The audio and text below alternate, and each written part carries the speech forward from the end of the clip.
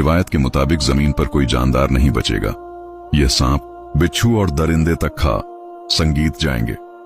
इंसान किलों में छुप जाएंगे और जमीन पर वहशत का राज। जब जमीन पर कोई मारने के लिए नहीं बचेगा तो उनका तकुर पागलपन में बदल जाएगा। वो चीख कर कहेंगे, हमने जमीन वालों को खत्म कर दिया। आओ अब आसमान वालों का किस्सा पाक करें। यह अपने तैर और नेजे पूरी ताकत से आसमान की तरफ फेंकेंगे। अल्लाह उनको आजमाइश में डालने के लिए उनके तीरों को खून आलूद करके वापस लौटा देगा।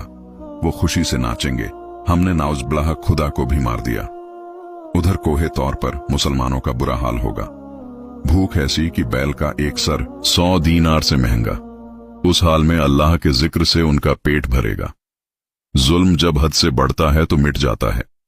हजरत ईसा अलैहिस्सलाम अल्लाह के हुजूर हाथ उठाएंगे और अल्लाह उनकी गर्दनों में एक कीड़ा पैदा कर देगा और फिर एक ही लम्हे में करोड़ों याजूज माजूज मर जाएंगे। जो शोर जमीन हिला रहा था वो अचानक मौत के सन्नाटे में बदल जाएगा।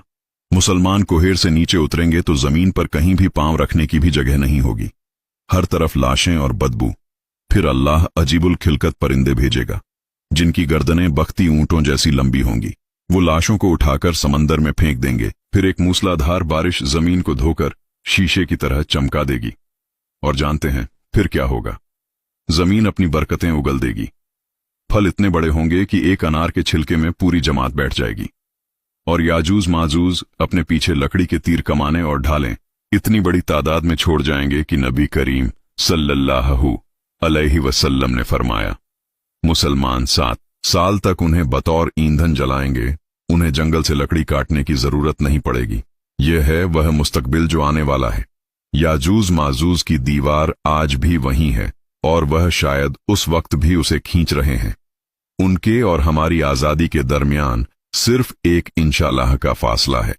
सवाल यह है कि जब वह दीवार टूटेगी तो क्या आपका ईमान इतना मजबूत होगा कि दज्जाल और याजूज माजूज के फितने में साबित कदम रह संगीत सके?